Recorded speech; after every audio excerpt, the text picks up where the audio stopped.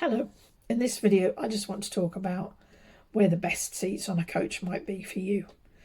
And often people think that the front seats on the coach are the best. I'm going to go through some of the different seating areas and the pros and cons. So let's start with the front seats. The front seats often have a reduced legroom because they have like a partition between the seats and then the section where the driver and the guide sit. So they can be a little bit tighter on the knees.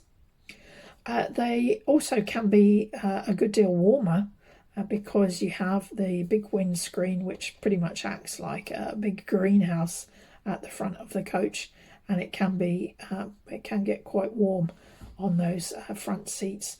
Obviously, guests, you're going to have fans or air conditioning overhead, but it can still be quite warm.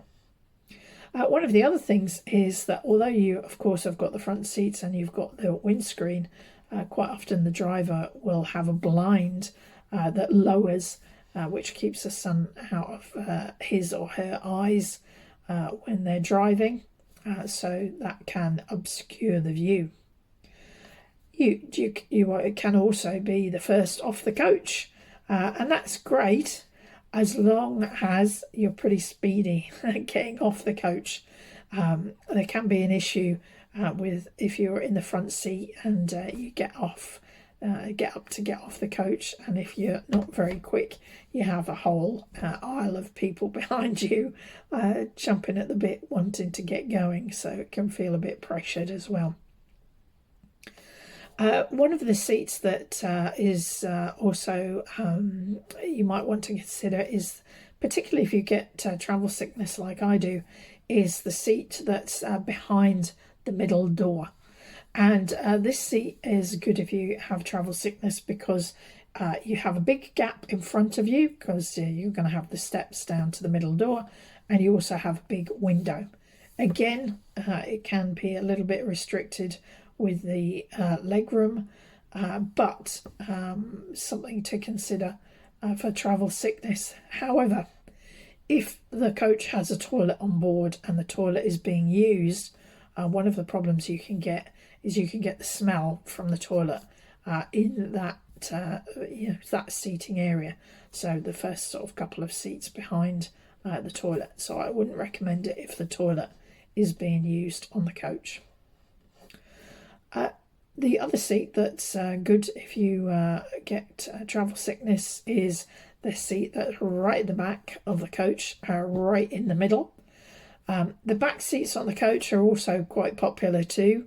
They're great, but they can, depending where the engine is on the coach, they can actually get quite hot because of the heat from the engine, and they can also be quite noisy if the engine is there as well. And because you're so far back beyond the rear axle, they can actually be quite bouncy as well. But if you do suffer from travel sickness, being able to sit in the middle seat and see all the way down the aisle, that is also a helpful seat to consider.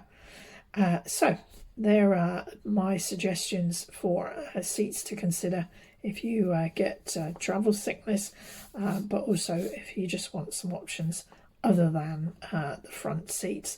And the only other thing I would say is to bear in mind that coaches have to have supports to keep the roof on. So often when you look around a coach, you'll see that some of the windows have an obstructed view because they'll have a support panel.